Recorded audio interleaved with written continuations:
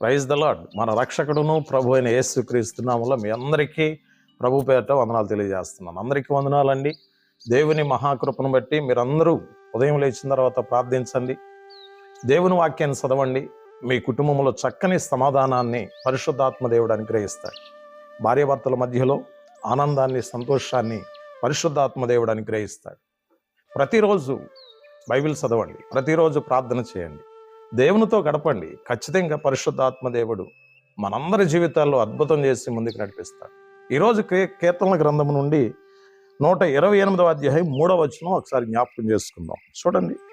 నీ లోగిట నీ భార్య ఫలించు ద్రాక్షవల వలె నుండును, నీ భోజనపు బల్ల చుట్టూ నీ పిల్లలు ఒలీవ మొక్కల వలె నుండును.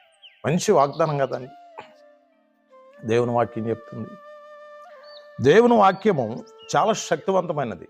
నీ లోగిట నీ భార్య ఫలించు ద్రాక్షవల వలె ఉండదు. ఈరోజు చూడండి, చాలా మంది పురుషులు ఆనందిస్తూ ఉంటారు తన భార్యను చూసి. ఎందుకు తెలుసా? వారి యొక్క సంతోషాన్ని చూసి, వారి యొక్క ఆరోగ్యాన్ని చూసి, వారి యొక్క ఆనందాన్ని చూసి, వారి యొక్క ఉత్సాహాన్ని చూసి చాలామంది పురుషులు తమ భార్యలను చూసి ఎంతో ఆనందంగా జీవిస్తూ ఉంటారు. దేవుని బిడ్డలారా, ఎందుకంటే వారు ఫలించు ద్రాక్షవల వలె ఉంటారు. చూడండి, చాలామంది పురుషులు చెప్తా ఉంటారు, అయ్యా నా భార్య నా మాట వినట్లేదండి, అసలే ఏమాత్రం కూడా ఇంటి పనిని చక్కబెట్టట్లేదండి, ఏమాత్రం కూడా పట్టించుకోవట్లేదండి అని చెప్పేసి చాలామంది పురుషులు బాధపడే వాళ్ళు ఉన్నారండి.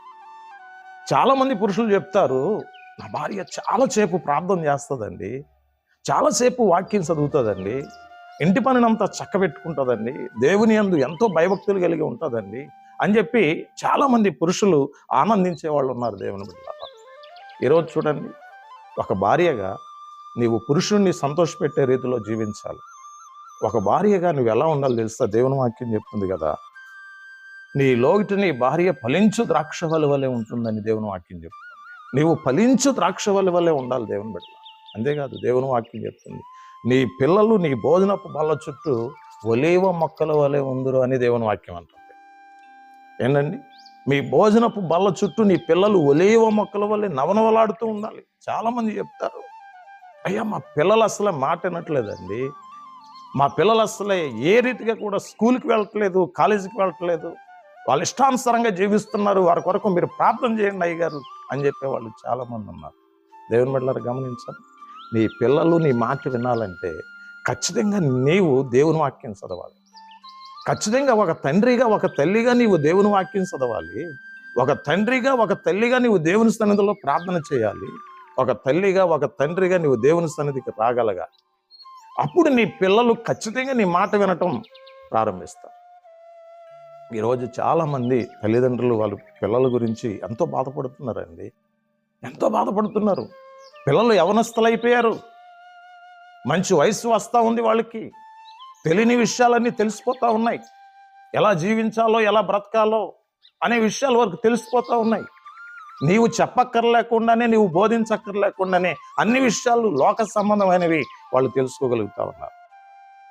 కానీ దైవ సంబంధమైన వాటిని గూర్చి వారికి బోధించాలి. దేవుని వాక్యం చెప్తుంది కదా, నీ పిల్లలు నీ భోజనపు బల్ల చుట్టూ ఒలీవ మొక్కల వలె ఉంటారని దేవుని వాక్యం. నీటి కాలువల ఎవరను నాటబడినదై ఆకు వాడక తన కాలమందు పాలమిచ్చు చెట్టు వలె నుందురు అని దేవుని వాక్యం. నీ పిల్లలు ఉత్సాహంగా, నీ భార్య ఉత్సాహంగా, నీవు ఉత్సాహంగా జీవించాలంటే ఉదయం లేచినమ్మటనే బైబిల్ చదవండి, ఉదయం లేచినట్టునే ప్రార్థించండి. ఖచ్చితంగా పరిశుద్ధాత్మ దేవుడు నిన్ను, నీ కుటుంబాన్ని ఆశీర్వదించి ముందుకు నడిపిస్తాడు. ఈ వాగ్దానం నీ జీవితంలో, నీ కుటుంబంలో నెరవేర్చబడును గాక. మీ అందరి కోసం నేను ప్రార్థన చేస్తున్నాను. ప్రార్థన చేసుకుందాం.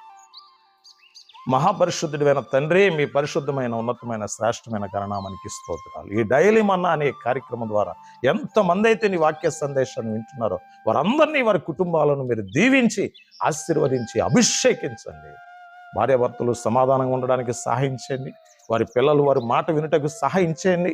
కుటుంబంలో ఉన్న లోటులన్నీ తీర్చి నీ నామానికి మహిమ తెచ్చుకోండి. నీ వాక్యం ద్వారా తండ్రి అనేక మంది బిడ్డలకు మార్పును అనుగ్రహించండి. నీ సేవకుని యొక్క ప్రార్థన అంగీకరించి బిడ్డల జీవితాల్లో అద్భుతం చేయమని యేసు నామములో ప్రార్థిస్తున్నాం తండ్రి. Amen. God bless you all. Praise the lord.